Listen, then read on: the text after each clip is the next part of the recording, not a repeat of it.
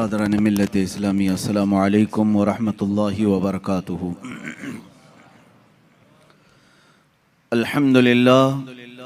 अल्हम्दुलिल्लाहिल हन्नानिल mannan अल्लज़ी खलक़ल इंसान व अल्लमहुल बयान वस्सलातु वस्सलामु अला रसूलिही सय्यिदिल इंसी वल जान व अला आलिही व अस्हाबिही ज़विल खैरि वल इहसान अम्मा बअद फ़अऊज़ु बिल्लाहि मिनश शैतानिर रजीम बिस्मिल्लाहिर रहमानिर रहीम वमा हुवा अलल गैबि बिज़नीन सदक़ल्लाहु मौलानल अज़ीम व बल्लगना रसूलुहुन नबियुल अमीनुल मतीनुल मुख्तारुल करीम व नहनु अला ज़ालिका मिनश शाहिदीन वश्शाकिरीन वल्हम्दुलिल्लाहि रब्बिल आलमीन। बारगाह रिसालत मुआब सल्लल्लाहु तआला अलैहि वसल्लम में दुरूद पाक का हदिया पेश करें। अल्लाहुम्मा सल्लि अला सय्यिदिना व मौलाना मुहम्मदिन मअदनिल जूदि वल करम व आलिहि व अस्हाबिहिल किराम व इब्निहिल करीम व बारिक व सल्लिम सलातन दाइमतन सरमदन अबदा। अज़ीज़ान गिरामी वक़ार, आज की महफिल पाक में उन्वान सुखन है इल्म गैब मुस्तफ़ा सल्लल्लाहु तआला अलैहि वसल्लम। वो रसूल गिरामी वक़ार सल्लल्लाहु तआला अलैहि वसल्लम के इल्म के समंदर के इंतहा को कौन नाप सके। देने वाला खुदा है, लेने वाला रसूल है। अल्लाह के बहुत सारे राज़ों में से एक राज इल्म गैब मुस्तफ़ा भी है। रसूल करीम सल्लल्लाहु तआला अलैहि वसल्लम को कितना इल्म अता हुआ, कितना गैब जानते थे, ये उम्मत का बहस का मौजू नहीं है। बस हमें इतना ही यकीन रख लेना चाहिए जो बरेली के इमाम ने हमें यूँ सिखाया है कि सरे अर्श पर है तेरी गुज़र, दिल फर्श पर है तेरी नज़र। या रसूल अल्लाह, सरे अर्श पर है तेरी गुज़र, दिल फर्श पर है तेरी नज़र। मलकूत मुल्क में नहीं कोई शय वो जो तुझ पे आया नहीं।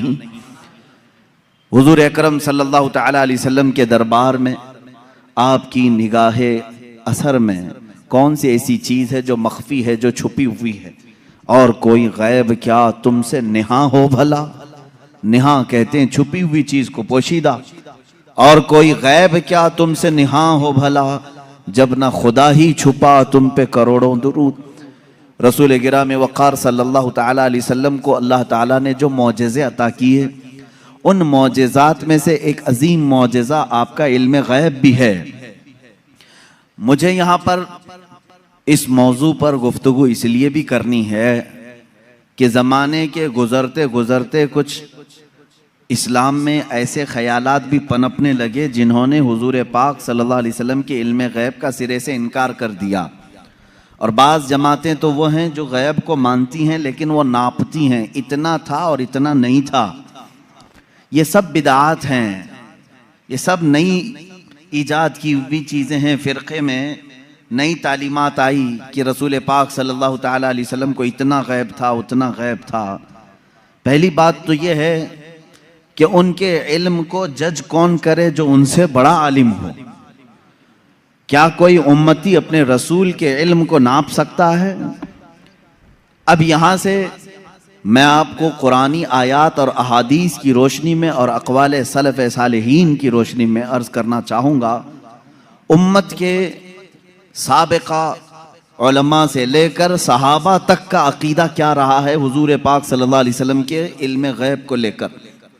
और आज अगर ये हमारे ज़माने में फितने का बाइस बन गया, आपस में झगड़े और निज़ा और जंगो जदाल का बाइस बन गया, तो ये समझने की ज़रूरत है कि ये मसला निकला कहाँ से है।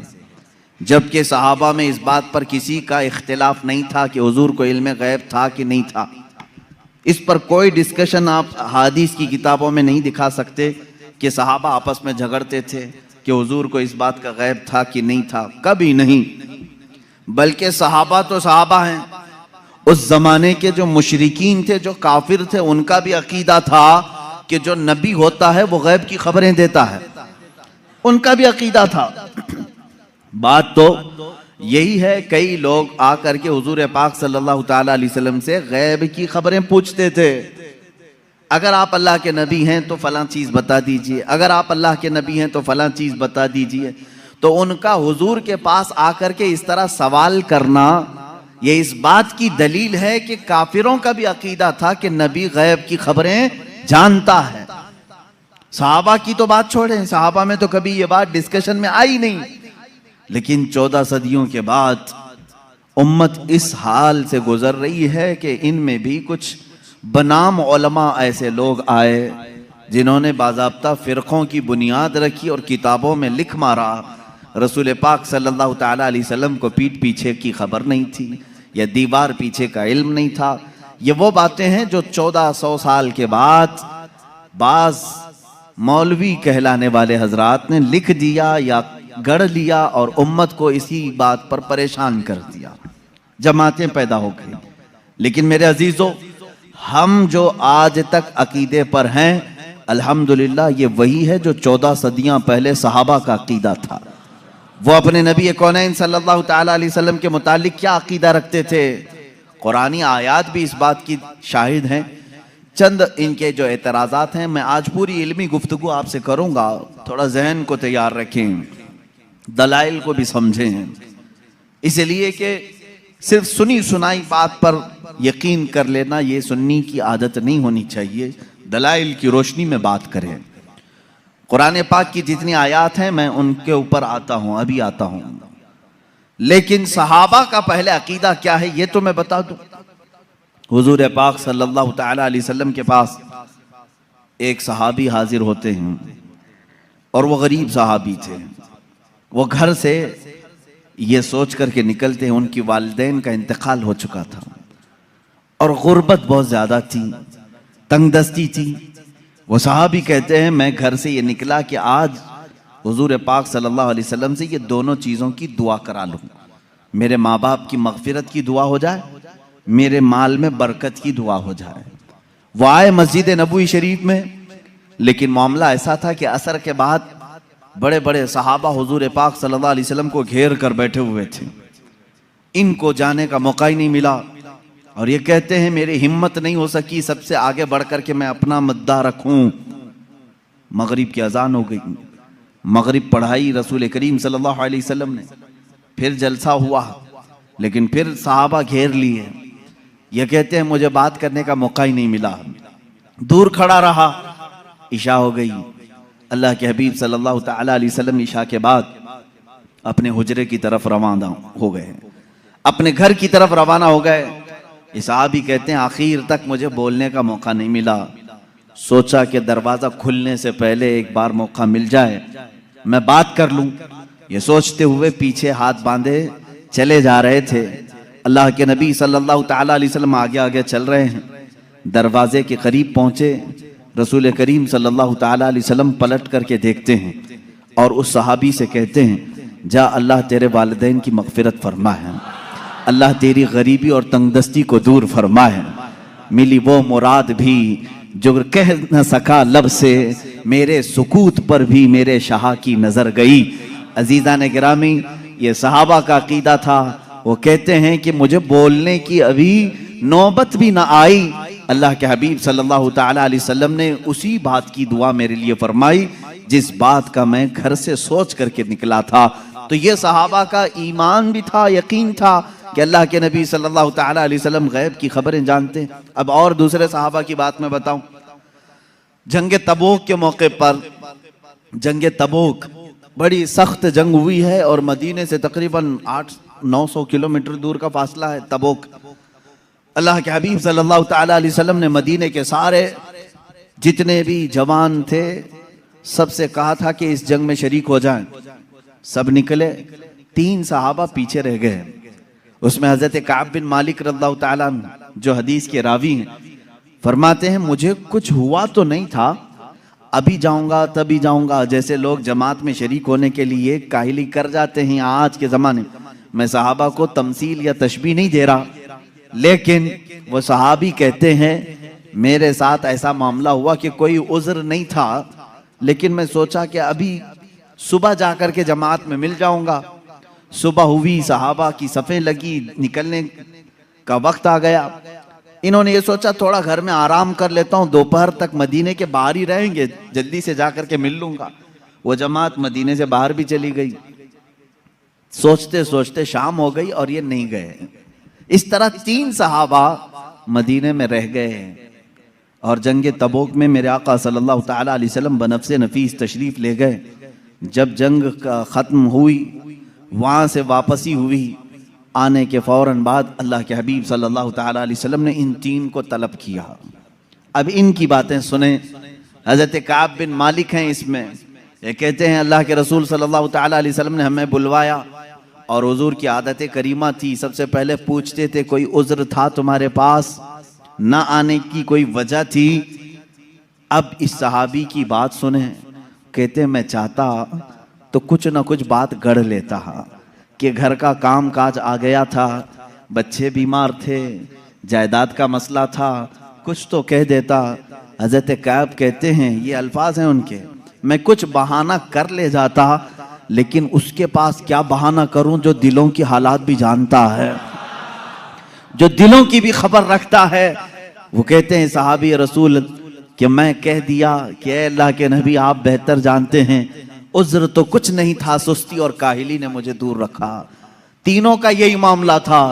बहरहाल ये मामला अलग है, किसी दूसरे वक्त अर्ज करूं, ये लंबी हदीस है। हुजूर पाक सल्लल्लाहु ताला अलैहि वसल्लम ने उन तीनों सहाबा का बायकाट किया 40 दिन तक। फिर कुरान की आयत नाजिल हुई, उनकी तौबा कबूल हुई, फिर उनको माफ किया गया। लेकिन मुझे इससे बयान यही करना था, सहाबा का अकीदा ये है, वो ये कहते हैं हम चाहते तो बहाना कर लेते, लेकिन उनके पास क्या बहाना करें जो दिलों की भी जानते हैं। इसका मतलब ये है कि ये सहाबा उसका उस तरह का अकीदा नहीं रखते थे जो आज के मुल्ला कहते हैं कि पीठ पीछे की खबर नहीं थी, दीवार के पीछे की खबर नहीं थी। वो सहाबी कहते मेरे दिल के हालात वो जानते थे, इसलिए मैं बहाना नहीं कर सका। अजीजा ने गिरामी वक़ार, एक दो नहीं कई बातें इस बात की शाहिद हैं और दलील हैं। अल्लाह के हबीब सल्लल्लाहु ताला अलैहि वसल्लम ने गैब की खबरें दी हैं। अब मुझे ये बताएं, नबी जो लफ्ज़ है ये किसी भी दुनिया की डिक्शनरी में जाकर उठाओ, अरबिक लफ्ज़ है ये, नबी अरबिक वर्ड है, इसका तर्जुमा कहीं से भी जाकर के आप देखें, नबी का माना होता है गैब की खबर देने वाला, गैब की खबर देने वाला। इसका डेफिनेशन ही ये है, अगर वो गैब की खबरें ना दे तो फिर नबी कैसा, वो लफ्ज ही उसके ऊपर सूट नहीं करेगा अगर वो गैब की खबर नहीं जानते हो। गैब की खबर से मुराद क्या है मेरे अजीजों? जो जाहिर है हम इसको कहते हैं जाहिरी खबर, और गैब में बहुत सारी चीजें आती हैं, जमीनों का इल्म, आसमानों का इल्म, तुम्हारे नसब का इल्म, तुम्हारे दिलों के अंदर छुपे हुए राजों का इल्म, तुम्हारे घरों में मौजूद खबरों का इल्म, बहुत सारी चीजें आती हैं, ये सब गैब में आती हैं। अब हजरत ईसा अलैहिस्सलाम के मुतालिक कुरान कह रहा है, व उब्रिउल अकमह वल अबरस व उहिल मौता बिइज़्निल्लाह व उनब्बिउकुम बिमा ताकुलून व मा तदखिरून फी बुयूतिकुम। हजरत ईसा अलैहिस्सलाम कहते हैं कि मैं तुम्हें वो सब चीजों की बात बता दूंगा, खबर दे दूंगा जो कुछ तुम अपने घरों में बैठकर खाते हो और जो कुछ तुम जमा करते हो। ये कौन कह रहा है? ईसा अलैहिस्सलाम। उनकी जुबान में कुरान बयान कर रहा है। कुरान ये कह रहा है ईसा अलैहिस्सलाम उन तमाम चीजों की खबर देते थे जो लोग अपने घरों में खाते हैं, जो लोग अपने घरों में जमा करते हैं। जब बनी इस्राइल के नबी ईसा अलैहिस्सलाम घरों में मौजूद खानों की खबर दे सकते हैं, सैयदुल अंबिया सल्लल्लाहु ताला अलैहि वसल्लम पूरी उम्मत की खबर नहीं रख सकते? अजीज़ा ने गिरामी वक़ार, रसूल गिरामी वक़ार सल्लल्लाहु ताला अलैहि वसल्लम कितना गैब रखते थे, कितना नहीं, एक अलग टॉपिक है। मैं आपको इस मसले को निहायत ही अखलाक के साथ, तमीज के साथ, तहजीब के दायरे में बताऊंगा, इसलिए कि कभी कभार होता है कि कोई जोश में और जज्बे में इधर से उधर चला जाए, लेकिन मैं बड़े अदब के साथ आपसे अर्ज करूंगा। इल्म गैब का इनकार कहां से आया, क्यों हुआ, और हमारा आज ये मसला क्यों बना? उसकी वजह यह है कि बाज सलफी और वहाबी और उनकी पैरवी में जमाअते देवबंद, जिनके बाज उलमा ने हुजूर पाक सल्लल्लाहु ताला अलैहि वसल्लम के कुछ इल्म गैब का इनकार किया, उनकी किताबों में मौजूद है। अब यहीं से ये मसला निकला, उनके इस मज़ऊमा बातिल अकीदे के ऊपर इमाम अहले सुन्नत फाजिल बरेलवी रहमतुल्लाह ताला अलैह ने पूरी किताब तसनीफ फरमाई, अद्दौलतुल मक्किया बिल माद्दतिल गैबिया, जिसमें तकरीबन 200 दलाइल से साबित किया है कि हुजूर पाक सल्लल्लाहु ताला अलैहि वसल्लम को मा काना व मा यकून का इल्म था। जो कुछ हो चुका और जो कुछ होने वाला है सबका इल्म था, सबका इल्म था। अब अगर हुजूर पाक सल्लल्लाहु ताला अलैहि वसल्लम के इल्म गैब के मुतालिक आप डिस्कशन में आ जाएं, तो अब मैं आपको बताता हूं, आपको किसने बताया कि इंसान अव्वल कौन था? दुनिया में सबसे पहले कौन आया? ये सबको मालूम है कि नहीं? आदम अलैहिस्सलाम है। वो सबसे पहले नबी थे, सबसे पहले रसूल थे। अब इससे पहले भी अगर जाएं, आदम अलैहिस्सलाम को पैदा कैसे किया गया? आदम अलैहिस्सलाम जन्नत में रहे, जन्नत से फिर दुनिया में भेजे गए, उनकी पैदाइश के मामलात, उनके दुनिया में आने के मामलात, फिर सैयदना नूह अलैहिस्सलाम ने तबलीग फरमाई 950 साल, उसके बाद और भी अंबिया इकराम अलैहिस्सलाम के वाक़यात। ये सब बातें आपको बताई किसने? किसने खबर किया? कौन बताया आपको? सबका नुक्ता इत्तिहाद तुम्हारे यहाँ जमा होगा मोहम्मदुर रसूलुल्लाह सल्लल्लाहु अलैहि वसल्लम। अगर अल्लाह के रसूल सल्लल्लाहु ताला अलैहि वसल्लम ना बताते तो न तुम्हें आदम अलैहिस्सलाम की खबर थी, न तुम्हें नूह अलैहिस्सलाम की खबर थी, न तुम्हें इब्राहीम और इस्माइल अलैहिस्सलाम की खबरें थी, न तुम्हें हज़रत यूसुफ अलैहिस्सलाम के वाक़यात मालूम थे। कुरान जो कुछ भी बयान हुआ है वो मुस्तफ़ा की ज़ुबान से तो बयान हुआ है, मेरे आका सल्लल्लाहु ताला अलैहि वसल्लम के ज़ुबान से बयान हुआ है। तो मेरे अजीज़ों, जो हो चुका हुजूर उसका भी इल्म रखते हैं, जो हो चुका मेरे आका सल्लल्लाहु ताला अलैहि वसल्लम उसका भी इल्म रखते हैं, उसकी खबर रखते हैं। अब बाद में होने वाला ये भी आपको मालूम है, हर मुसलमान का अकीदा है क़यामत आने वाली है या नहीं? अगर इनकार करोगे तो इस्लाम से निकल जाओगे। क़यामत कैसे आएगी इसका पूरा नक्शा भी मालूम है, कैसे आएगी आपने उलमा से सुना होगा, किताबों में पढ़ा होगा। क़यामत के करीब क्या क्या हालात होंगे, निशानियां क्या क्या हैं, ये सब चीजें बताई गई। याजूज माजूज आएंगे, दज्जाल निकलेगा, सूरज पश्चिम से निकलेगा, दाबतुल अर्ज़ आएगा, ये बड़ी बड़ी निशानियां। ईसा अलैहिस्सलाम नाजिल होंगे, इमाम मेहदी का ज़हूर होगा, ये बड़ी बड़ी निशानियां। और उसके बाद एक दिन ऐसा आएगा कि सूर फूंका जाएगा। ये इसराफील अलैहिस्सलाम के हाथ में अभी सूर है, फरिश्ते हैं, और वो बाजे की शक्ल की एक चीज है, उससे आवाज धीरे धीरे निकलेगी और उसके बाद फैलती जाएगी, निहायत तेज हो जाएगी। उसी आवाज के धमाके से पूरी दुनिया का इख्तिताम होगा। फिर सूरज चांद टकरा दिए जाएंगे, तारे फट जाएंगे, जमीन उड़ा दी जाएगी, पहाड़ रूई के गाले की तरह उड़ रहे होंगे। फिर मैदान क़यामत कायम किया जाएगा, क़यामत आएगी। इतना सारा डिटेल ये किसने बताया आपको? ये कौन बताया है? अगर रसूल पाक आने वाली खबरों को नहीं जानते थे तो फिर क़यामत की खबर कभी नहीं देते। इसका मतलब है अल्लाह के नबी सल्लल्लाहु ताला अलैहि वसल्लम आदम अलैहिस्सलाम की पैदाइश से लेकर रोज़े क़यामत तक जो सूर फूंका जाएगा, कायनात की हर चीज से वाकिफ थे, हर चीज से बाखबर थे। हुजूर अकरम सल्लल्लाहु ताला अलैहि वसल्लम का इल्म गैब कितना था, कितना नहीं था, अब इस पर आते हैं हम।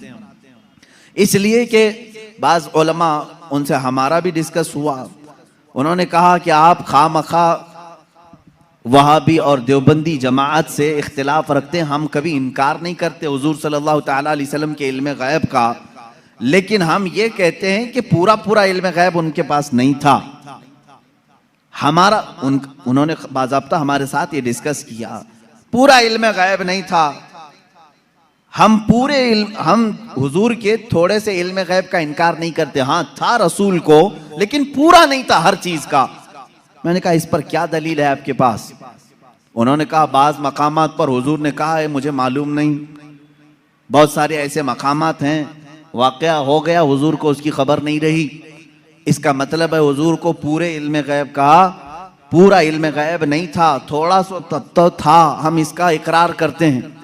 मेरे अजीज़ों, जवाब सिर्फ इतना ही है कि चलो मियाँ, हम और आप बैठते हैं, हम ये लिखते हैं कि हुजूर का क्या क्या इल्म गैब था, और आप ये लिखो कि हुजूर को किस किस चीज का नहीं था।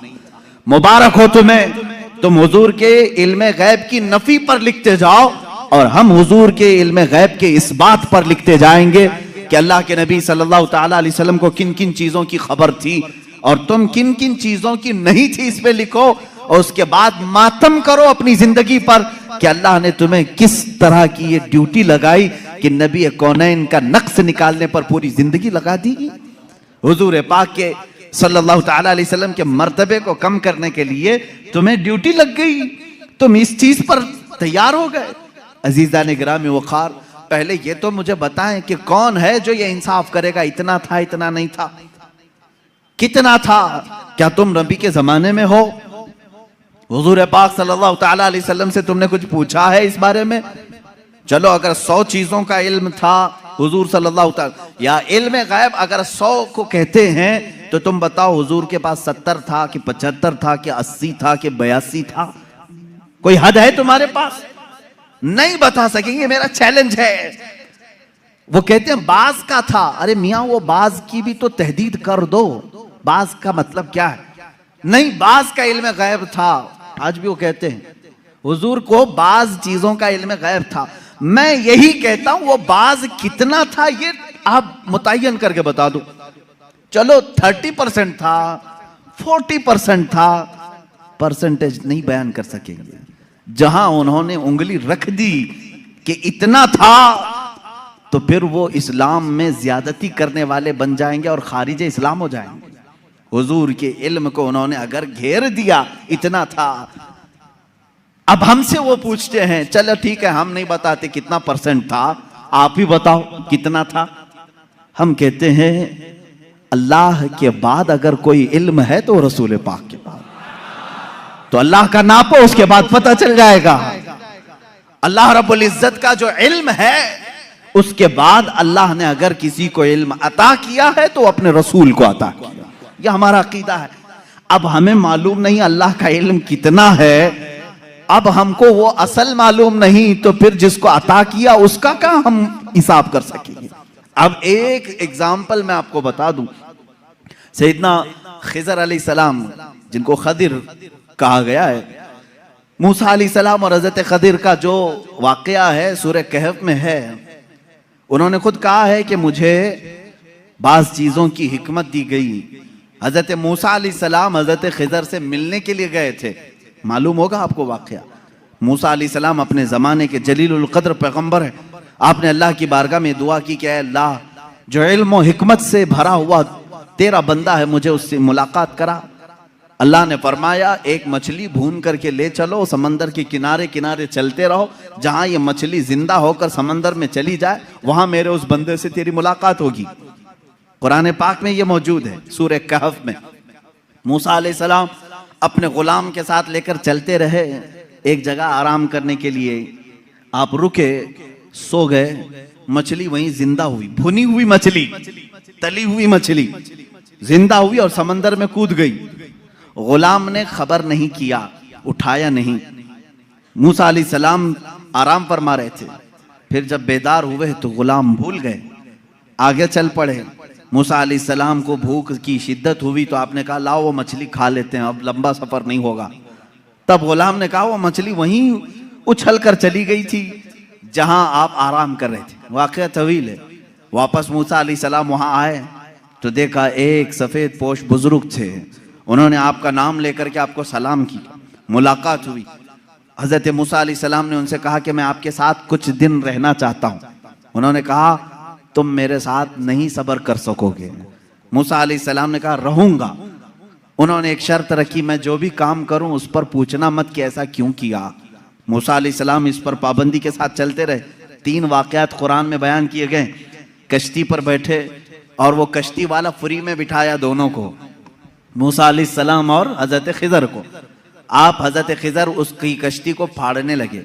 मूसा अलैहिस्सलाम ने कहा कि ये फ्री में बिठाया है, उसकी कश्ती को आप फाड़ रहे हैं। उन्होंने जलाल का इजहार किया, कहा मैंने कहा था आप मेरे किसी काम पर ना सवाल करें। आपने कहा आइंदा नहीं किया जाएगा। कश्ती से उतरे, एक मकाम पर गए, एक गांव में कुछ बच्चे खेल रहे थे, उसमें खूबसूरत बच्चा था, उसको पकड़ करके उन्होंने मार दिया। हजरत खिजर ने। मूसा अलैहिस्सलाम ने फिर पूछा कि आपको यही बच्चा मिला था, इसको आपने मार दिया? उन्होंने फिर कहा। आपने फिर पूछा। उन्होंने कहा, मूसा अलैहिस्सलाम ने आखिरी एक मौका और, एक गांव पहुंचे, गांव वालों से कहा हमको मेहमान बना लो। गांव वालों ने इनकार कर दिया, हम दोनों को मेहमान नहीं रखेंगे और ना खाना खिलाएंगे। वो वहां से निकले, उस गांव की एक दीवार गिर रही थी।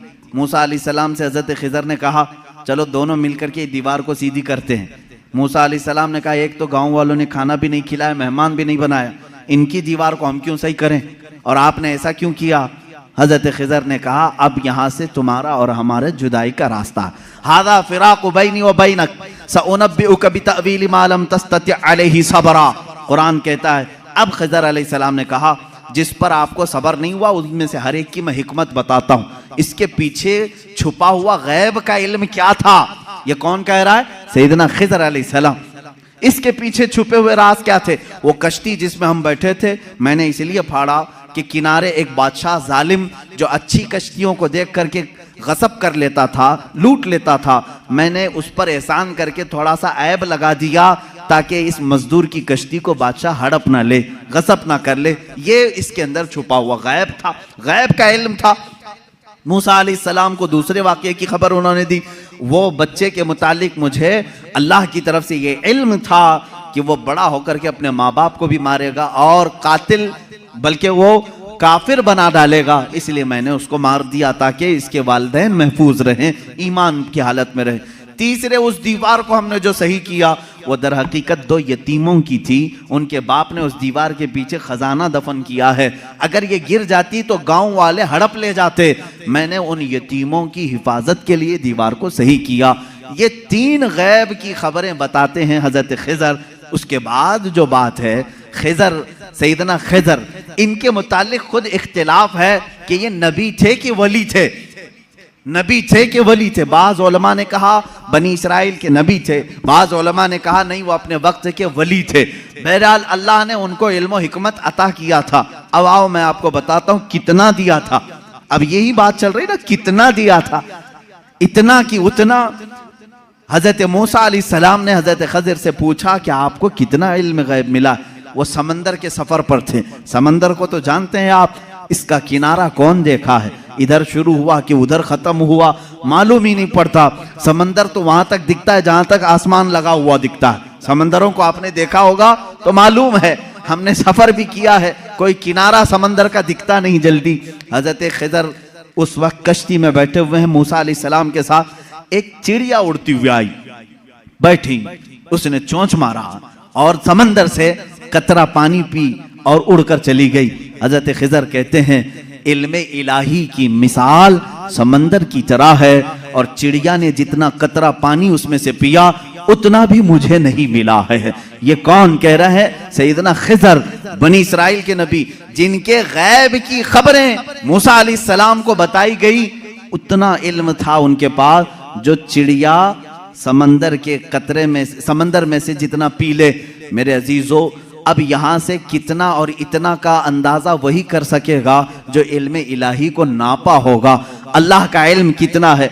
अब यहाँ रसूल करीम सल्लल्लाहु ताला अलैहि वसल्लम के दरबार में आते हैं। अगर आप सवाल करते हैं कितना था कितना नहीं था, तो ये मसला हम डायरेक्ट अल्लाह से क्यों ना पूछ लें? ऐ मौला, अता करने वाला तू है, लेने वाला तेरा रसूल है, तू ही बता दे कितना इल्म था। कुरान के पाक की आयत आप चौथे पारे में पढ़ें, पांचवें पारे में पढ़ें, अल्लाह रब्बुल इज्जत फरमाता है वअल्लमका मा लम तकुन तअलम व कान फज़लुल्लाहि अलैका अज़ीमा। ऐ रसूल, हमने आपको इल्म गैब कितना दिया, कितना दिया? फरमाता है मेरा मौला, ऐ रसूल, हर उस चीज का इल्म दिया जो आप पहले नहीं जानते थे। अब क्या क्या नहीं जानते थे तुम तय करो, फिर मैं बताता हूं। हर उस चीज का इल्म अल्लाह ने उन्हें दिया है। तुम अगर कहते हो रसूल ये नहीं जानते थे, तो मौला तो कह रहा है जो रसूल नहीं जानते थे मैंने दे दिया है। तुम अगर कहोगे हुजूर बचपन की खबरें नहीं जानते थे, मैं कहूंगा अल्लाह वो भी दिया है। तुम अगर कहते हो पहले की खबर नहीं जानते थे, मैं कहूंगा अल्लाह कह रहा है वो नहीं जानते थे, वो भी दिया है।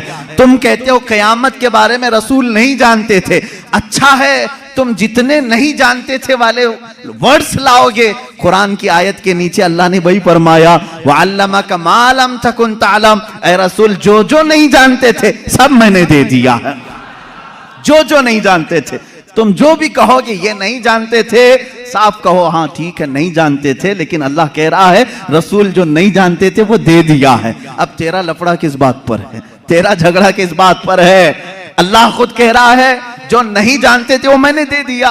अब इस आयत ने पूरा फैसला कर दिया है। अब यहां पर आए डिस्कस होता है तो बाज लोग ये कहते हैं कुरान की आयत है, कुरान कह रहा है वइंदहु मफातिहुल गैब ला यअलमुहा इल्ला हु, अल्लाह के पास गैब के खजानों की चाबियां हैं, कोई दूसरा नहीं जानता। एक आयत है। दूसरी आयत जो ये पढ़ करके हमें सुनाते भी हैं और सल्फी और कहते हैं तुम रसूल को इल्म गैब कहते हो, कुरान कह रहा है कुल ला अक़ूलु लकुम इंदी खज़ाइनुल्लाहि वला अअलमुल गैब, ऐ रसूल आप फरमा दे मेरे पास अल्लाह के खजाने नहीं और मैं गैब नहीं जानता। यह आयत में साफ है और मैं चुरा करके नहीं जाऊंगा, साफ पढ़ करके जाता हूं। जो इनके एतराजात हैं कहते हैं कि रसूल को अल्लाह ने खुद कह दिया ऐ रसूल आप कह दे मैं गैब नहीं जानता। रसूल ने कहा उम्मत से दो चीजें ये बताते हैं इंदहु मफातिहुल गैब ला यअलमुहा इल्ला हु, अल्लाह के पास है गैब के खजाने की कुंजियां चाबियां, कोई दूसरा नहीं जानता। दो आयतें, एक तीसरी आयत और भी पढ़ते हैं और ये कहते हैं इन्नल्लाह इंदहु इल्मुस्साअति व युनज़्ज़िलुल गैथ व यअलमु मा फिल अरहाम व मा तदरी नफ्सुम माज़ा तक्सिबु गदा व मा तदरी नफ्सुम बिअय्यि अर्दिन तमूत, बेशक अल्लाह के पास 5 चीजों का इल्म है, उसको कोई दूसरा नहीं जानता। क़यामत कब आएगी, बारिश कब आएगी, माँ के पेट में क्या है, यअलमु मा फिल अरहाम व मा तदरी, और कोई आदमी ये नहीं जानता कि कल क्या होगा। 5वीं चीज है कोई ये नहीं जानता कि किस जमीन में मरेगा। 21वें पारे की आयत है, अल्लाह फरमा रहे 5 चीजों का इल्म अल्लाह ही के पास है। मेरे अजीजों ये सवालात के बौछार हैं जो एक सीधे साधे भोले भाले सुन्नी मुसलमान के सर पर लाद दिए जाते हैं और उसे बोझल करके कहा जाता है। कुरान जब ये कह रहा है रसूल को कि आप कह दें कि मैं गैब नहीं जानता, और अल्लाह कह रहा है कि गैब के खजाने की चाबियां उसी के पास है किसी के पास नहीं, तो जवाब देना मुश्किल होता है। बाज बंदों को कहते हैं हाँ सही बात है, हमारे मौलवी हजरात ने कुछ और बताया था, यहाँ बातें। मैं आज आपको खुल करके इन तमाम चीजों की वजाहत करूंगा। एक बात मैं तकरीबन यहाँ पर 100 किताबों से साबित कर सकता हूँ।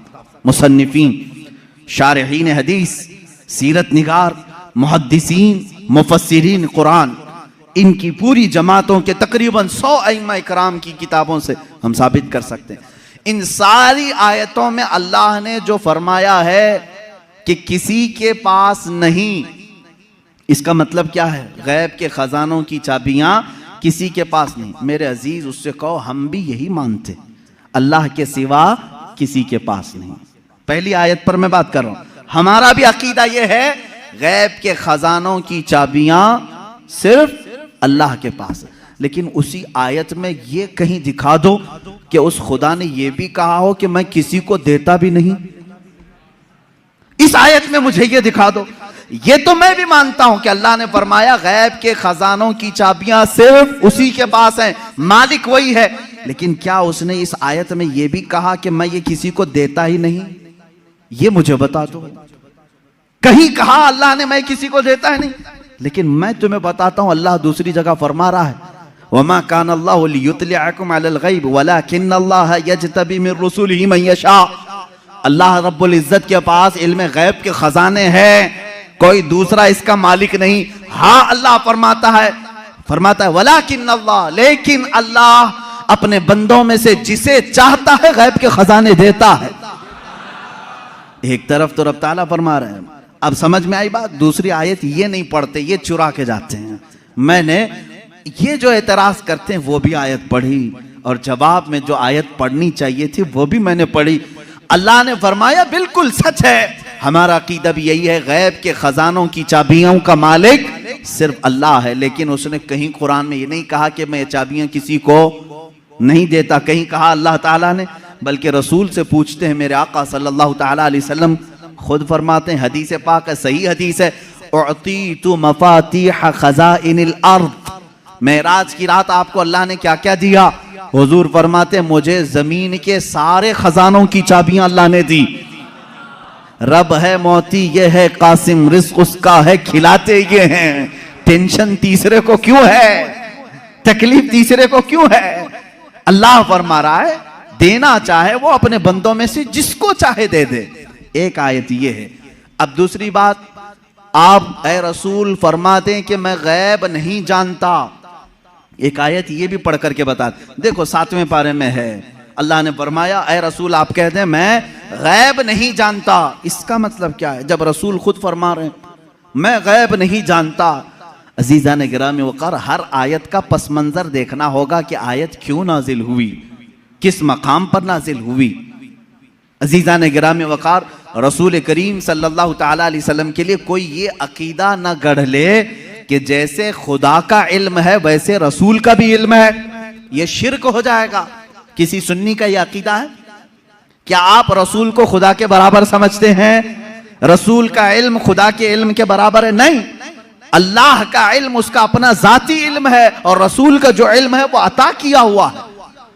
खुदा को किसी ने अता किया, लेकिन रसूल को अल्लाह ने अता किया है। अब यहां पर अल्लाह ने जो रसूल से फरमाया ऐ रसूल आप कहते मैं गैब नहीं जानता, इसका मतलब वैसा गैब जो अल्लाह का है वो मैं नहीं जानता, हाँ वो सब जानता हूं जो अल्लाह ने मुझे दिया है।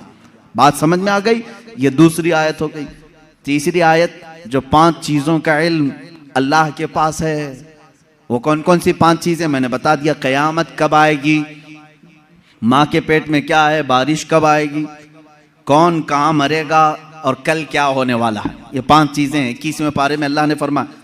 ये बहुत सारे लोग एतराज के तौर पर इसी आयत को पेश करते हैं, कहते हैं देखो रसूल को अल्लाह ने इन चीजों से भी दूर रखा था, ये 5 चीजों की खबरें नहीं।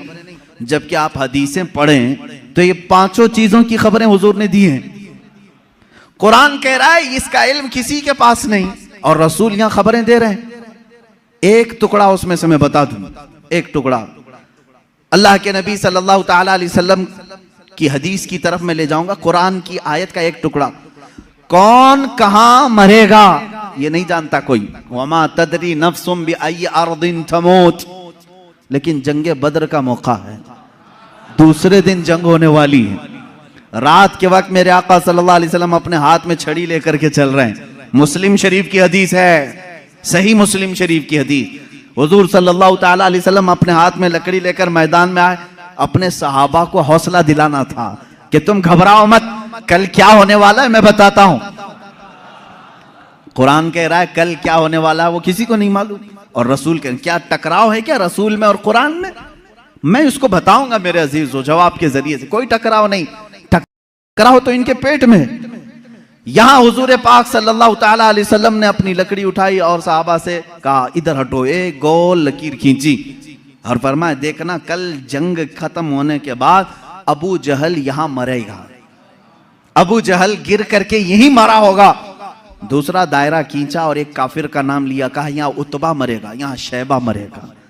कुरान कह रहा है कौन कहां मरेगा ये किसी को नहीं मालूम और रसूल लकीर खींच करके बता रहे हैं अबू जहल यहां मरेगा। अब जिस सहाबी ने ये हदीस रिवायत की है, आप हदीस के आगे के अल्फाज पढ़ें, इनकार की गुंजाइश उनके पास भी नहीं, इसलिए कि मुस्लिम शरीफ की हदीस है, मुस्लिम शरीफ की हदीस है जो बुखारी का दर्जा भी रखती है बाज मकामात पर। मेरे अजीजों साहबी कहते हैं जंग हुई, खत्म हुई, दूसरे दिन हम फतह का जश्न मना रहे थे, लेकिन मैदान में जब काफिरों की लाशें घसीटने के लिए आए तो हमने देखा रसूल पाक सल्लल्लाहु अलैहि वसल्लम ने जो दायरा खींचा था जिसके नाम का, वो एक बाल बराबर भी बाहर नहीं गिरा था, वहीं गिर। अबू जहल के लिए जो पिंजरा बनाया गया था उसी में मरा है। उतबा और शैबा के लिए जो डेडलाइन खींची गई थी वहीं उनका डेड हुआ है, आखिरी वहीं खत्म हुए हैं। मेरे अजीजों कुरान कह रहा है कल क्या होने वाला है ये किसी को नहीं मालूम। रसूल ने एक दिन पहले जंग कल कैसे होने वाली वो बता दिया। दूसरी चीज कुरान कह रहा है कौन कहां मरेगा ये नहीं मालूम, रसूल तो जमीन खींच करके बता रहे हैं। 2 चीजें तो यहां हो गई, मां के पेट में क्या है ये भी कोई नहीं जानता, तुम रसूल की बात आते हो तो यहाँ कहते हो देखो रसूल, कुरान कह रहा है माँ के पेट में क्या है वो नहीं जानता। तुम तो डॉक्टरों के बारे में भी इतना इल्म रखते हो कि सोनोग्राफी से बता देते हैं लड़का है कि लड़की है। आज के जदीद इल्म में इसका तो इनकार नहीं है। अब ये कुरान की आयत जिस चीज को मना कर रही है कोई नहीं जानता, इसका मतलब क्या है? इसका मतलब क्या है? अब बारिश का मसला है, बारिश कब होगी ये किसी को नहीं मालूम, बारिश कब होगी ये किसी को नहीं मालूम।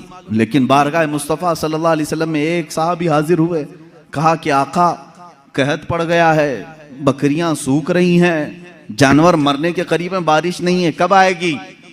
ये किससे पूछने आए साहबी? रसूल पाक से। जबकि कुरान कह रहा बारिश कब आएगी ये किसी को नहीं मालूम। मालूम होना ना होना अलग बात है। रसूल पाक ने कहा अभी नाजिल कर दे।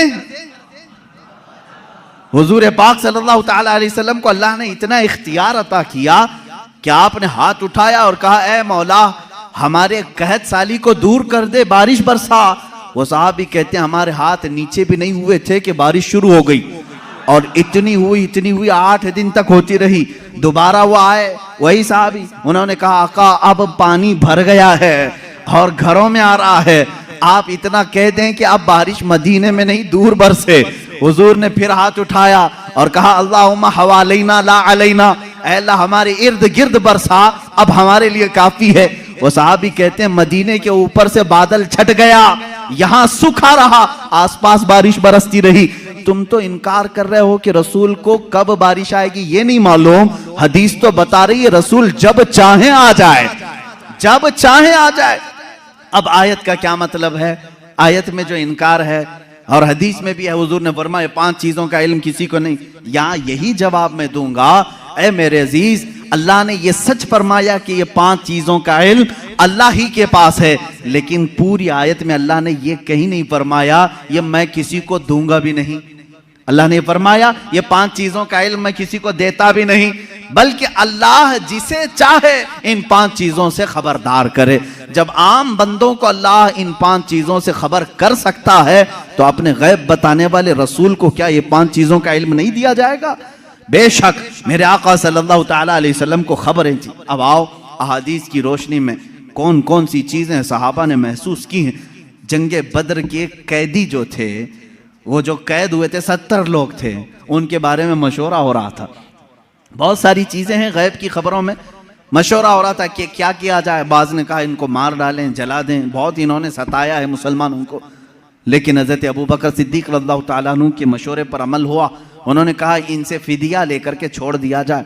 हुजूर पाक सल्लल्लाहु ताला अलैहि वसल्लम हर एक कैदी को बारी बारी बुला रहे थे कि तुम्हारे पास जो है वो ले आओ, माल दो और आजाद हो जाओ, क्योंकि उन्होंने तलवार उठाई थी, तलवार उठाने का ये जुर्म है, अब आजाद हो। दूसरी कौमें तो छोड़ती नहीं, तलवार उठाने वाले को मार दिया जाता है या जेल में डाला जाता है। ये मेरे आका का रहम था कि फिदिया दे करके उन्हें छोड़ा जा रहा था, इसलिए कि ये बाद में फिर दायरे इस्लाम में आएंगे, छोड़ा जा रहा था। उन्हीं कैदियों में हुजूर के चचा अब्बास भी थे, वो ईमान लाए हुए नहीं थे, काफिरों की तरफ से लड़ने के लिए आए थे।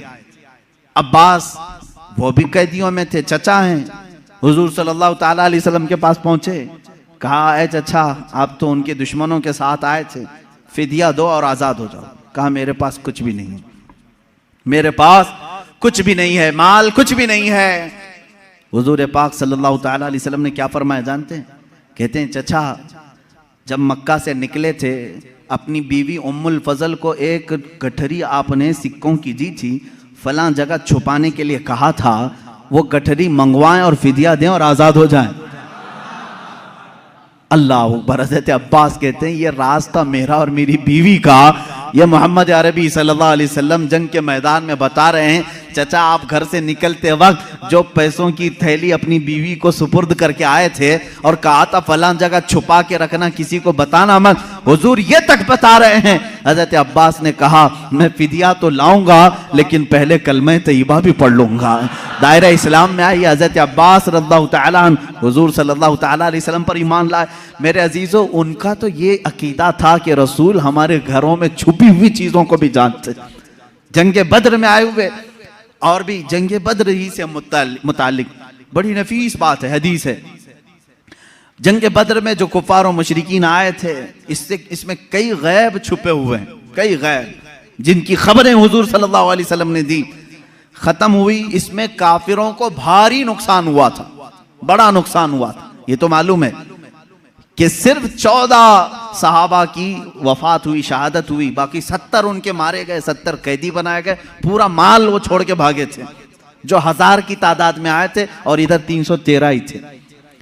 उसके बाद वो इसी गम में पेचोखम खा रहे थे, गलता पेचा थे मक्का के लोग, यानी हसद में जल रहे थे। उनमें से एक शख्स था सफवान, उसके बाप को कत्ल कर दिया गया था मैदान बद्र में, उमैया बाप मार दिया गया। जब लोग जाकर के वाकयात सुना रहे थे, वो बहुत मालदार आदमी था सफवान, बहुत गम में आ गया कि मेरे बाप इतने बड़े आदमी सरदार कुरैश को मोहम्मद के साथियों ने कत्ल कर दिया। गम और गुस्से में, गैज़ में वो जल रहा था। उसी की कैटेगरी का एक और शख्स उमैर बिन वहब, उमैर बिन वहब, इनका बेटा कैदी बन करके हुजूर के पास गिरफ्तार हो चुका था। एक का बेटा कैदी बना है, एक का बाप मारा गया है। दोनों सेम कैटेगरी के हो गए, दोस्ती जल्दी होती है। ऐसे दोनों का जब मैटर सेम हो तो दिल की बातें शेयर होती रहती हैं। उमैर बिन वहब सफवान बिन उमैया के पास आए, हतीम काबा के अंदर, खाना काबा के हतीम के अंदर बैठे। उमैर बिन वहब ने कहा, मेरे पास तो कुछ है नहीं, माल और दौलत, लोगों के कर्जे बड़े हुए हैं और हर कोई कर्जा मांगने आता है। ऐसे में मेरे बेटे को मोहम्मद ने कैद कर लिया है, क्या कहूँ। सफवान ने देखा सेम मैटर मेरा भी है, मुझे भी बदला लेना है, इसका भी है, एक काम करते हैं। उसने ऑफर दिया, कहा ए उमैर, तेरे सारे कर्जे चुका दूंगा, प्लस इनाम दूंगा और मेरी तरफ से तलवार दूंगा, बस तू मोहम्मद का कत्ल करके आ, सल्लल्लाहु तआला अलैहि वसल्लम। दोनों खुफिया मीटिंग करते हैं खाने काबा की हतीम में बैठकर, और उसके बाद सफवान ने अपनी तलवार को जहर में बुझाकर, आग में तपा करके, कि किसी को थोड़ा जख्म भी दे दिया जाए तो वो मर जाए, इतनी जहरीली तलवार उमैर बिन वहब के हाथ में थी। उमैर बिन वहब को शैतान कुरैश कहते थे कि सबको भड़काने वाला, जंगे बदर में लाने वाला। उमैर बिन वहब ये जहरीली तलवार लेकर मदीने आए। मदीने जिस वक्त ये पहुंचा, यहाँ हालात कैसे थे?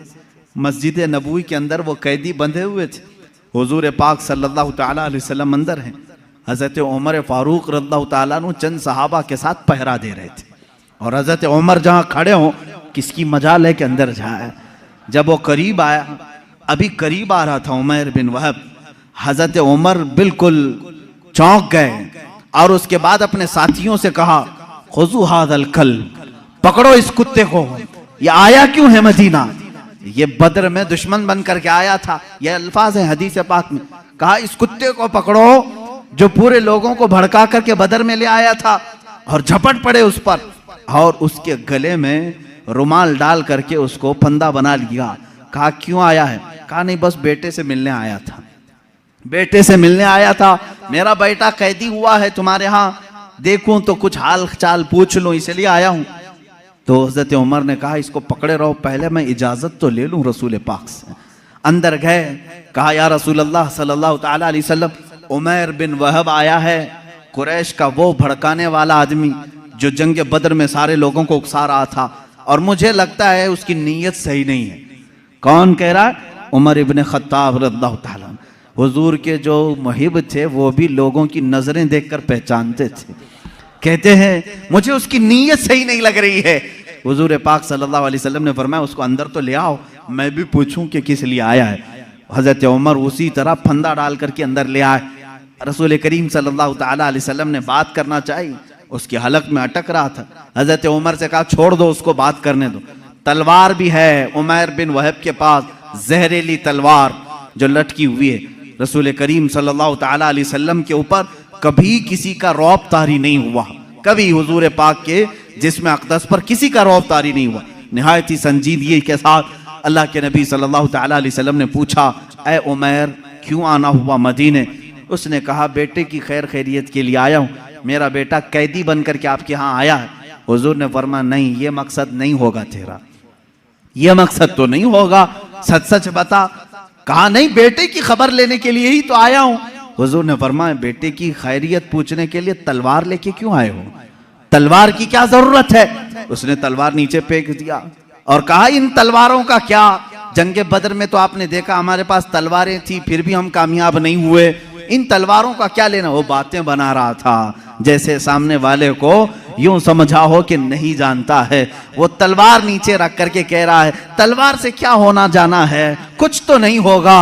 हुजूर पाक सल्लल्लाहु ताला अलैहि वसल्लम जलाल में कहा उमैर बिन वहब चुप हो जाओ, वो बात बताओ जो मक्का के हतीम में बैठकर सफवान के साथ तुम करके आए हो। हतीम काबा के अंदर बैठ करके तुमने जो सफवान के साथ डीलिंग की है, मुआहिदा किया, वो बात बताओ। ये रसूल पाक सल्लल्लाहु अलैहि वसल्लम ने जैसी कहा, उमैर बिन वहब कहता है मेरे बदन में राशा तारी हो गया, कपकपी तारी हो गई, इसलिए कि ये बात मेरे और सफवान के दरमियान राज थी। मक्का में तीसरा कोई नहीं जानता था, मदीने में बैठा हुआ ताजदार मदीना मेरी खबर दे रहा है। उमैर बिन वहब ने कहा अशहदु अन्नका मुहम्मदन रसूलुल्लाह, मैं गवाही देता हूं कि आप अल्लाह के सच्चे रसूल हैं। तलवार छोड़ दी, ईमान ले आए। हजरत उमर ने गले से गले लगा लिया और उसके बाद बाहर आकर के कहते हैं सहाबा से, ऐ लोगों पहले मुझे ये शख्स खिंजीर से ज्यादा नापसंद था, लेकिन ईमान लाया है, अब मुझे मेरे अजीज बेटे से ज्यादा महबूब है। ये ईमान की अलामत भी है। अल्लाह के नबी सल्लल्लाहु ताला अलैहि वसल्लम ने वो खबर दी जो हतीम काबा में बैठ करके वो राजो नियाज से बातें कर रहे थे। इसलिए मेरे अजीजों, जब आप अपने घर में तन्हाई में बैठ करके याद करें, इस यकीन के साथ याद करो कि मेरा नबी सुन रहा है, मेरे आका को इसकी खबर है। अब रही बात, वो जिंदगी में जानते थे, बादे वफात भी जानते हैं।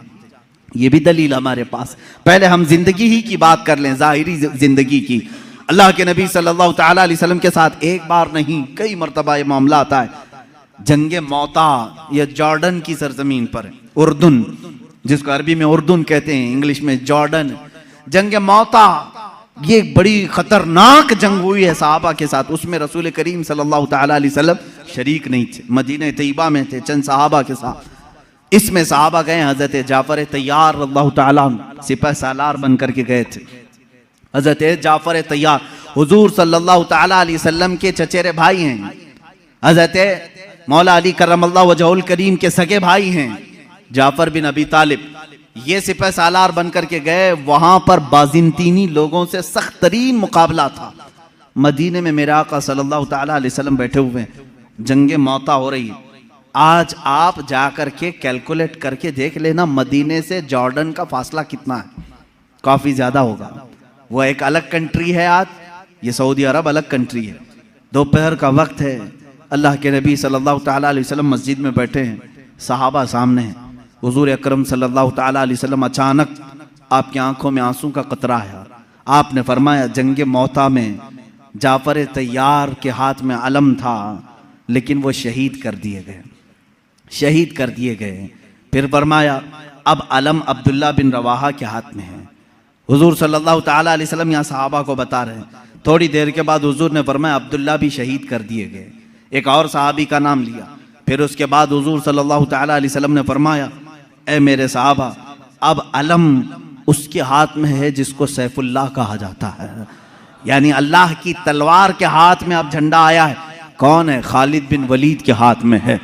अल्लाह रब्बुल इज्जत खालिद बिन वलीद के हाथ में फतह रखा है। उसके बाद शाम हुई, सहाबा इकराम को हुजूर ने बशारत दे दी, खुशी मनाओ कि जंगे मौता में इस्लाम को फतह नसीब हुई, मुसलमान गालिब आए। ये जंग ख़त्म होने के तकरीबन 1 महीने के बाद सहाबा वापस आए, और जब जंग की फतह की खबर मदीने में फैलती थी तो लोग खुशियों से इस्तकबाल के लिए बाहर जाते थे, लेकिन यहाँ मदीने में पहले से खुशियाँ हो चुकी थी। 1 महीने के बाद वो सहाबा आए और वह आकर के हालात बयान करना चाह रहे थे। सहाबा ने कहा रुको रुको, हम खुद बताते हैं जंगे मौता में क्या क्या हो रहा था। वो कहते हैं क्या पहले झंडा जाफर अबी तालिब के पास नहीं था? कहा हाँ था। वो शहीद हो गए, उनके बाद अब्दुल्ला के पास था? कहा हाँ था। कहा उनके बाद जैद बिन हारसा के पास था, कहा हाँ उनके पास था। फिर झंडा खालिद बिन वलीद के हाथ में आया और फतह हो गई। वो सहाबा कहते हैं हम लड़ने के लिए गए थे, तुम मदीने में बैठे थे, खबरें तुम दे रहे हो। उन सहाबा ने कहा हाँ बात हमारे इल्म गैब की नहीं, रसूलुल्लाह के इल्म गैब की है। जिस वक्त तुम जंग के मैदान में थे, अल्लाह के नबी पूरे मौता जंग का नक्शा हमें मदीने में बता रहे थे। अजीजा ने गिरामी वक़ार, इसी को इमाम अहले सुन्नत फाजिल बरेलवी ने फरमाया है, सरे अर्श पर है तेरी गुजर, दिल फर्श पर है तेरी नजर, मलकूत तो मुल्क में नहीं कोई शय, वो जो तुझ पे आया नहीं। या रसूल अल्लाह और कोई गैब क्या तुमसे नेहा हो भला, जब ना खुदा ही छुपा तुम पे करोड़ों दुरूद। अजीजा ने गिरामी वक़ार, बेशुमार वाक़यात में सहाबा कहते हैं हमें मालूम था अल्लाह के नबी सल्लल्लाहु तआला अलैहि वसल्लम को इसकी खबर थी। अब अपने बाद होने वाले हालात को जो हुजूर ने बयान किए वो खुद एक अलग टॉपिक है, क़यामत की निशानियां।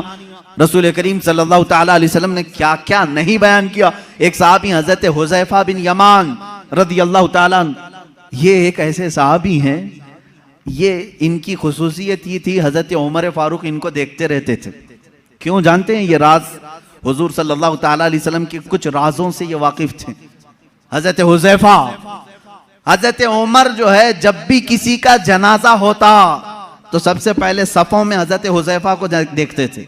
अगर हजरत हुज़ैफा नमाज में हैं तो हजरत उमर नमाज पढ़ते थे, अगर हजरत हुज़ैफा नहीं होते तो हजरत उमर भी नमाज नहीं पढ़ते। क्यों? क्या बात है? क्या चीज ऐसी थी? आपसे पूछा गया अमीरुल मोमिनीन क्या बात है, क्यों आप हुज़ैफा को तलाश करते हैं और जब हुज़ैफा जमात में हो तो आप नमाज पढ़ते हैं जनाजे की, वो ना हो तो नमाज जनाजा नहीं पढ़ते? बात ये है मेरे अजीजों, हजरत हुज़ैफा कहते हैं रसूल करीम सल्लल्लाहु तआला अलैहि वसल्लम ने उनको क़यामत तक आने वाले मुनाफिकीन का नाम के साथ बताया था। फलां बिन फलां मुनाफिक है, फलां बिन फलां मुनाफिक है, फलां बिन फलां मुनाफिक है। हजरत हुज़ैफा कहते हैं मैंने सब नाम याद रखे। हजरत उमर कहते हैं ये राज़े रसूल के जानकार थे और ये जानते थे कि कौन मरा है, मोमिन मरा है कि मुनाफिक मरा है। हजरत हुज़ैफा जिस जनाजे में शरीक होते हजरत उमर कहते मोमिन का जनाजा गया, जहां नहीं होते वो खुद ही दूर हट जाते। हजरत हुज़ैफा नहीं है इसका मतलब है दाल में कुछ काला जरूर है। मेरे अजीजों, हुजूर अकरम सल्लल्लाहु तआला अलैहि वसल्लम ने उन्हें नाम के साथ बताया था। क्या ये गैब की खबर नहीं है? ये गैब की खबर नहीं है किसके दिल में क्या छुपा है? ईमान और निफाक तो ये दिल की कैफियत का नाम है। हुजूर अकरम सल्लल्लाहु तआला अलैहि वसल्लम नमाज की हालत में हो और सहाबा इकराम पीछे नमाज पढ़ रहे हो, तब भी हुजूर फरमाते हैं तुम्हारे रुकू और सजदे भी मुझसे छुपे हुए नहीं, तुम अपने दिलों में जो सोचते हो वो भी खबरें अल्लाह ताला मुझ पर मुनकशिफ फरमाता है।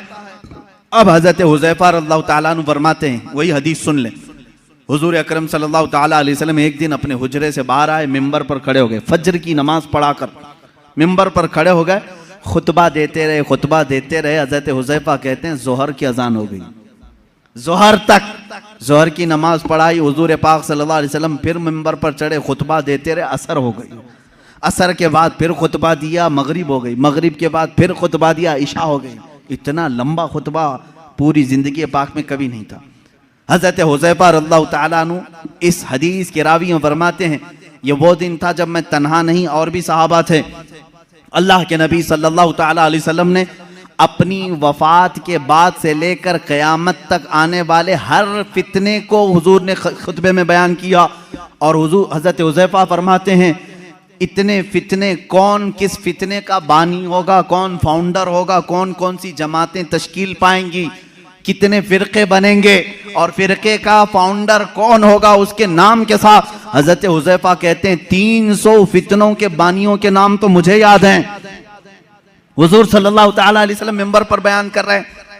और एक हदीस हजरत अबू हुरैरा से, हुजूर सल्लल्लाहु ताला अलैहि वसल्लम अपने हाथ में 2 किताबें लिए हुए थे। पूछा हजरत अबू हुरैरा ने क्या है? हुजूर ने फरमाया ये एक है, ये एक है, इसमें सारे जन्नतियों के नाम है, इसमें सारे जहन्नमियों के नाम। इसकी भी खबर अल्लाह ने रसूल पाक को अता की थी। अब कौन कौन सी चीजों को तुम निकालोगे कि ये नहीं जानते थे, वो नहीं जानते थे, कौन जन्नती है और कौन दोज़खी है, इसकी खबर भी मेरे आका सल्लल्लाहु ताला अलैहि वसल्लम अता फरमा रहे हैं। बल्कि जन्नत के अंदर पहुंचने वालों की खबरें, दोज़ख में कौन कौन जाएगा उनकी खबरें, कब्रों के मुतालिक। यहाँ तक कि एक हदीस पाक है, हुजूर सल्लल्लाहु ताला अलैहि वसल्लम गुजर रहे थे, एक जगह कब्रस्तान के खड़े हो गए और आपने एक बेरी के दरख्त की टहनी शाख को तोड़कर उन कब्रों पर लगाया। हरे हरे पत्ते थे।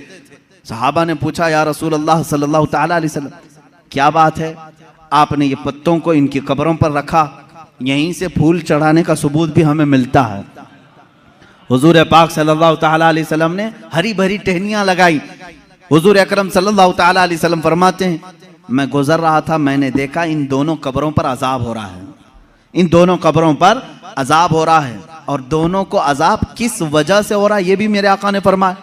एक चुगली करता था और दूसरा पेशाब के छींटों से नहीं बचता था। पेशाब के जो कतरे हैं वो उड़कर कपड़े में लगते हैं, इस पर भी अजाब दिया जा रहा है कब्र में। हुजूर अकरम सल्लल्लाहु ताला, इसीलिए किसी भी मोमिन को ये ज़ेब नहीं देता कि वो खड़े होकर के पेशाब करे और छींटे अपने बदन पर उछाले। ये मुसलमान को ज़ेब नहीं देता, वरना वो कब्र में अजाब में गिरफ्तार होगा। पेशाब के छींटों से अपने आप को बचाओ, इससे बीमारियां भी आती हैं, निसियान की बीमारी।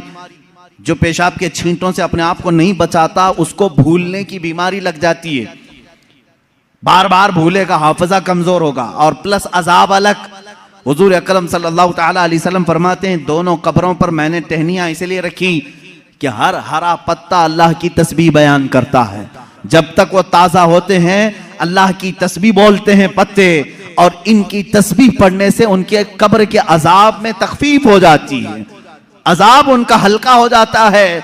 अब समझ गए आप, कब्र पर टहनियां लगाने का सबूत इसी हदीस पाक से है। फूल भी ताजे हम इसलिए डालते हैं कि वो तस्बीह पढ़ें और कब्र वाले को उसका फायदा हो। हाँ, औलिया कामिलीन के मज़ारात पर इसलिए कि उनके दर्जात में बुलंदी हो, अजाब में तखफीफ गुनहगारों के लिए, और जो नेकोकार हैं उनके दर्जात में बुलंदी के लिए। दोनों भी मकसद ठीक हैं।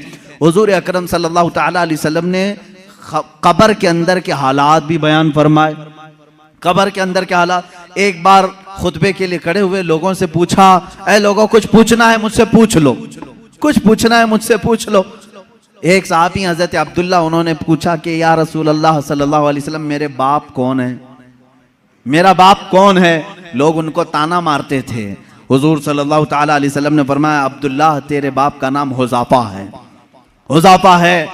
और तहकीक के बाद यही बात साबित हुई, उनके वालिद अब्दुल्ला बिन हुज़ाफा, हुज़ाफा उनके वालिद थे।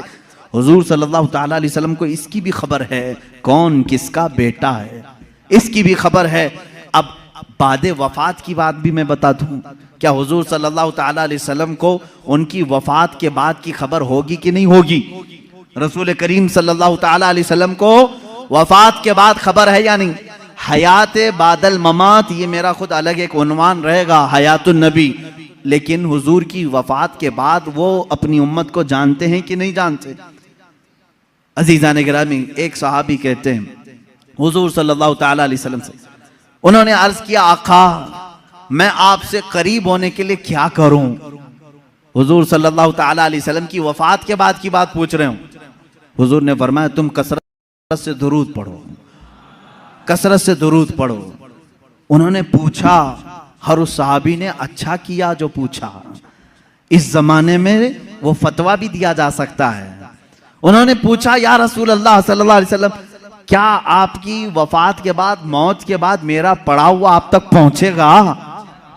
यही तो सवाल है दूसरों का। और उन्होंने सुन्नियों का बोझ भी हल्का किया, कोई शक में ना रहे। हुजूर पाक सल्लल्लाहु अलैहि वसल्लम ने जवाब में भी इतना ही नहीं फरमाया पहुंचेगा, बल्कि यूं फरमाया उस सहाबी को, वो और लोग हैं जिनके मरने के बाद हड्डियां गल जाती हैं, जिस्म सड़ जाता है। इन्नल्लाह हर्रम अलल अर्दि अन तअकुल अजसादल अंबिया फनबियुल्लाहि हय्युन युरज़क़। अल्लाह के नबी फरमाते हैं, हदीस है, बेशक अल्लाह ने जमीन को हराम कर दिया है, वो नबियों के जिस्मों को खा नहीं सकती। अल्लाह के नबी जिंदा होते हैं और रिस्क भी दिए जाते हैं, उनको रिस्क दिया जाता है। तुम जो दुरूद पढ़ते हो सिर्फ पहुंचता नहीं, मेरे आका फरमाते हैं, जिसने दुरूद पढ़ा मैं उसे भी जानता हूं, उसके बाप को भी जानता हूं। पढ़ो दुरूद मुबारक। अल्लाहुम्मा सल्लि अला सय्यिदिना मुहम्मद व अला आलिहि व अस्हाबिहि व बारक व सल्लम अबदा। रसूल करीम सल्लल्लाहु तआला अलैहि वसल्लम फरमाते हैं, मैं उसको भी जानता हूँ, उसके बाप को भी जानता हूँ। गैब की खबरें रखने वाला वो रसूल कभी ये नहीं फरमाया कि मदीने से भेजेगा तो जानता हूँ, मक्के से भेजेगा तो जानता हूँ। मुतलक फरमाया, अफ्रीका से भेजे, हिंदुस्तान से भेजे, पाकिस्तान से भेजे, जहां से भी भेजे, चाहे उसके बाप का नाम जैसा भी हो, लेकिन मेरे आका ने फरमाया मैं उसको भी जानता हूँ, उसके बाप को भी जानता हूँ। ऐ मुसलमानों, फख्र करो इस बात पर, कुर्बान जाओ इस बात पर। एक दरूद ऐसा है, एक इबादत ऐसी है, जब हम यहां पढ़ते हैं हमारे बाप का तज़किरा मदीने में हो रहा होता है। मेरे आका की जालियों के सामने हमारे बाप का नाम तक पहुंच जाता है। इससे बड़ी खुशकिस्मती तुम्हारी और क्या हो सकती है, जब नबी को फरिश्ता जाकर यह बता रहा हो, या रसूल अल्लाह, फलां का बेटा फलां अभी दुरूद पढ़ा है और आपकी बारगाह में पहुंचाया जा रहा है। फरिश्ते पहुंचाते हैं। बाज वो हैं, हुजूर फरमाते हैं, जिनके दुरूद को मैं खुद सुनता हूं। बाज वो हैं जिनके दुरूद को मैं खुद सुनता हूं, और बाज वो हैं जिनके दुरूद को अल्लाह के मलाइका फरिश्ते मुझ तक पहुंचाया करते हैं। ये कब तक पहुंचाते हैं, इसकी भी कोई लिमिट नहीं। जब तक क़यामत ना आ जाए, रसूल पाक हर उम्मती की खबर रखते हैं। मेरे अजीजों, ये अकीदा क्यों जरूरी है, अब मैं आपको बताता हूं। जालिमों ने, अंग्रेजों ने, यहूदियों ने, उनके अंदर एक जमात है मुस्तशरिक, जिसको ओरिएंटलिज्म कहा जाता है। ये मुस्तशरिक हैं, ये इस्लाम को पढ़ते हैं, होते यहूदी हैं, ईसाई हैं, मशनरी के लोग इस्लाम को पढ़ते हैं, कुरान पढ़ते हैं, हदीस पढ़ते हैं, आलिम भी बन जाते हैं, और फिर हमारी यूनिवर्सिटीज में पढ़ाते भी हैं, और लोगों के दरमियान इस्लाम की बातें करते हैं। लेकिन कुछ न कुछ इसमें से एतराज निकाल करके मुसलमानों के अकीदे में कशमकश लाना चाहते हैं, वसवसे डालना चाहते हैं। ऐसे हर जमाने में रहे, आज भी है। खुद मिस्र में जामिया काहिरा यूनिवर्सिटी का नाम है, काहिरा यूनिवर्सिटी, वहां पर आज भी वो यहूदी इस्लामी तालीमात पढ़ा रहे हैं, फिक़ह इस्लामी पढ़ाते हैं। वो है नहीं मुसलमान, लेकिन इस्लामी तालीमात से खूब वाकिफ है। और उन्होंने, एक गोल्ड ज़हर नाम का शख्स था जो मुस्तशरिक है, उसने किताबें लिखी, वो हदीस भी और कुरान की तफसीर भी जानता था। हैरत होगी आपको, दुनिया की सबसे बड़ी डिक्शनरी हदीसों को तलाशने के लिए बड़ा मसला था कि कौन सी हदीस कहाँ है। बुखारी में है कि मुस्लिम में है, मिशकात में है, तिरमिजी में, अबू दाऊद में, नसाई में, इब्ने माजा में, हदीस की हजारों किताबें, कहाँ कौन सी हदीस मिलेगी। इसकी पहली डिक्शनरी जिन्होंने बनाया, अल-मुअजमुल मुफहरिस लि अल्फाजिल हदीस, ये तकरीबन 6 या 7 जिल्दों में किताब है, डिक्शनरी है। अलिफ से अगर हदीस शुरू होती है तो ये कहाँ कहाँ मिलेगी उसके साथ लिखा हुआ है। इस पर पूरी मेहनत किया 4 यहूदी आलिमों ने, वो मुसलमान नहीं। उनको क्यों इतनी फिक्र है, क्यों वो इतनी मेहनत कर रहे हैं? तफसीर पर लिखा है इन्होंने, इल्मे तफसीर पर किताबें लिखी हैं। मेरे अजीजों, मोहब्बत इस्लाम में नहीं, अदावत इस्लाम में लिखते हैं, और उसके बाद एतराज करते हैं खुद अपनी तरफ से, और मुसलमानों में छोड़ देते हैं। यहीं से जमातें बनती हैं, यहीं से जमातें बनती हैं। इनके जो शागिर्द हैं मुस्तशरिकीन के, वो मॉडर्न ख्याल बन करके मुसलमानों में आते हैं और नई नई बातें ले आते हैं। मोहम्मद बिन अब्दुल वहाब नजदी, जो सबसे पहले अपने नए अकायद को सऊदी अरब में पेश किया, इनके उस्ताद कौन कौन थे, जरा आप मुझे बताओ, कहां कहां पढ़े थे? उस्ताद से मुतासिर होकर के आए। ऐसे मिस्र में भी बहुत सारे हैं जो जर्मनी में इस्लामी तालीमात पढ़ते रहे, इंग्लैंड में पढ़ते रहे, इस्लामिक डिपार्टमेंट के अंदर बहुत सारे मुदर्रिस इस्लाम पढ़ाने वाले यहूदी हैं, ईसाई। ये भी नहीं कि छुप करके, बल्कि वो जाहिर भी हैं, वो कहते भी हैं हम ईसाई हैं, हम यहूदी हैं, लेकिन इस्लाम को हम पढ़े हुए हैं एज ए नॉलेज, एक दिरासा के तौर पर। लेकिन उनका काम सिर्फ ये होता है कुछ न कुछ वसवसा डालना, कुछ न कुछ वसवसा डालना। ऐसे हजारों वसवसे उन्होंने डाले, लेकिन उलमाए रब्बानियीन की जमात हर जमाने में रही है जो दंदा शिकन उनका जवाब भी देती रही। सबसे पहले इनकार करने वाले हुजूर सल्लल्लाहु तआला अलैहि वसल्लम के हयात बादे वफात के लिए ये मुस्तशरिकीन ही थे। इन्होंने शोशा डाल दिया था कि नबी मर कर खत्म हो चुके हैं, अब उनका कोई असर बाकी नहीं, इन्फ्लुएंस नहीं रहेगा। इस तरह की बातें उन्होंने लिखी, उनसे एडॉप्ट किया कुछ हमारी जमात के उलमा, वो बाद में अलग हो गए। हुजूर सल्लल्लाहु ताला अलैहि वसल्लम के इल्म के बारे में सबसे पहले यही मुस्तशरिकीन यहूदियों और ईसाइयों ने सवालात छोड़े। सबसे पहले इन्हीं की तरफ से एतराज आता है कि रसूल पाक सल्लल्लाहु ताला अलैहि वसल्लम को कभी गशी आ जाती थी और इस आलम में वो कुछ ना कुछ बोल जाते थे, मुआज़ल्लाह रब्बिल आलमीन। इस तरह की नाज़ेबा तोहमतें उन्होंने हुजूर की ज़ात पर लगाई और कहा उनको इतना इल्म नहीं था फलां फलां चीज़ों का, वो अचानक बोल देते और लग जाती कुछ चीज़ें। इनसे अडॉप्ट करके कुछ उलमा आए। मेरे अजीज़ों, क्यों जानते हैं ये मेरे आका के इल्म गैब पर क्यों इस तरह की बातें करते हैं? सिर्फ इसलिए कि उम्मत के जहन में हुजूर का मर्तबा कम कर दिया जाए। आज तुम्हें डर किस बात का लगता है? नबी की शान में एक जुमला भी कहने से 1000 बार सोचते हो। अल्लाह के नबी हैं, उनके बारे में हम मजाक में भी कोई जुमला नहीं कह सकते, ईमान चला जाएगा। आज तक ये डर है या नहीं? आज तक ये डर है। लेकिन ये चाहते हैं कि उनको भी आम इंसान की तरह पेश कर दें, उनका भी मजाक हो सकता है। तो जब उम्मत मजाक को सहना पसंद कर लेगी तो समझ लो कि तुम्हारा रिश्ता खत्म हो गया, अब तुम्हारा इस्लाम ही खोखला हो गया। तुम नबी की हर बात को मजाक में भी ले सकते हो। अरे उन्होंने यूं ही कह दिया होगा, कभी बशरियत में ये भी बोलते थे, कभी वो भी बोलते थे, उनकी बातें ऐसी थी, मुआज़ल्लाह रब्बिल आलमीन। यहां आ जाती है बात सीधे तुम्हारे इस्लाम की जड़ों पर, इसलिए इसको इतना हल्का मत समझना। इल्म गैब पर डिस्कस करने वालों को मैं ये कहता हूं, ऐ नौजवानों, तुम्हारी ये फील्ड नहीं है, तुम्हारा ये मैदान नहीं है, मुनाजरे करना तुम्हारा काम नहीं है। बस इतना तुम अकीदा रखो, हम इस मसले में कोई गुफ्तगू नहीं करना चाहते। मेरे रसूल को इतना इल्म था जितना मेरे मौला ने दिया था। रब ताला जाने कितना दिया था, रसूल जाने कि कितना लिया था। बस इस पर तुम अपनी गुफ्तगू को खत्म कर देना। दूसरा, कोई भी शैतान तुम्हारे पास आए, मैसेज करे, रसूल को इस बात की खबर नहीं थी, रसूल को उस बात की खबर नहीं थी, तुम हर एक के डिबेट में मत बैठना। शैतान गुफ्तगू में लगा करके तुम्हारा ईमान सल्ब करना चाहता है, तुम्हारे ईमान पर डाका डालना चाहता है। शुरू में तुम डिफेंस में जवाब देते रहोगे और जब थक जाओगे तब सोचो कि मेरे भाई सही कह रहा है सामने वाला, मेरे पास तो कोई दलील ही नहीं, हमारे उलमा के पास भी कोई दलील ही नहीं। इमाम राजी के पास शैतान आकर के उनके खुदा का यकीन उनका मुतजलजल कर गया था। इमाम राजी वक्त के बड़े इमाम हैं। शैतान एक बुजुर्ग की शक्ल में आया और कहा, तुम अल्लाह को एक मानते हो, क्या दलील है तुम्हारे पास? उन्होंने दलील दी। दूसरा, उसने शैतान काट दिया, कहा ये तो नहीं हो सकता। दूसरी उन्होंने दलील दी, वो भी काट दिया। उन्होंने अल्लाह के एक होने पर 360 दलीलें दी। उनकी मौत का वक्त करीब था, 360 दलीलें दी। लेकिन बाद में उनके पीरो मुर्शिद नजमुद्दीन कुबरा रहमतुल्लाह ताला अलैह, उनकी मदद आई। उन्होंने कहा इमाम राजी को, ए राजी, तू उससे क्यों नहीं कहता कि मैं अपने खुदा को बगैर दलील के एक मानता हूं? बस इतना कह दे और दामन छुड़ा ले।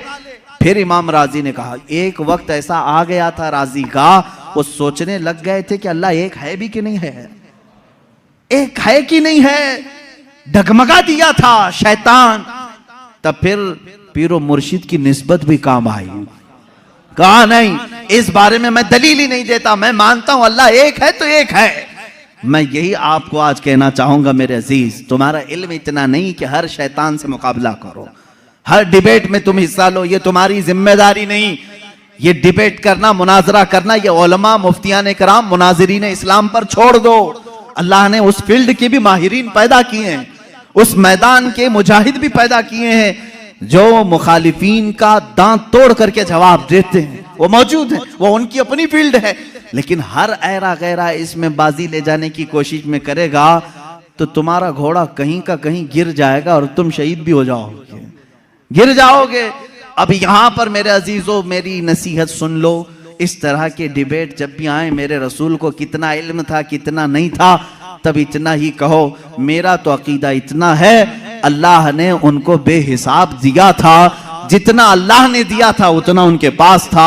या अल्लाह जाने कितना दिया था, रसूल जाने कितना लिया था। इसी पर अपनी गुफ्तगू ख़त्म करो। रसूल करीम सल्लल्लाहु ताला अलैहि वसल्लम के इल्म गैब पर ज़्यादा डिस्कस ना करो। इसके बाद इंशाअल्लाह और भी दीगर बहसें आएंगी। हुजूर बशर थे कि नूर थे, हुजूर हाजिर हैं कि नाजिर हैं कि नहीं हैं, हुजूर वफ़ात के बाद ज़िंदा हैं या नहीं, हुजूर को कितने इख्तियारात थे, ये सब आज के मसाइल जो फैलाए हुए हैं किताबों में, मैं इंशाअल्लाह अज़ीज़ हर एक पर थोड़ी सी ही सही गुफ्तगू करने की सआदत ज़रूर हासिल करूँगा। इसलिए कि हमने रसूल माना है तो वो रसूल माना है जैसे सिद्दीक़ अकबर ने माना था। हम वो रसूल मानते हैं इसलिए कि हज़रत सिद्दीक़ अकबर का ईमान तो देखो। अबू जहल आया एक बार, कहने लगा अबू बकर तुम्हें मालूम है, यही ईमान होना चाहिए आपका भी। अबू बकर सिद्दीक आ रहे थे कहीं बाहर से, अबू जहल पकड़ा, कहा अबू बकर एक सवाल का जवाब दे दो। कहा क्या है?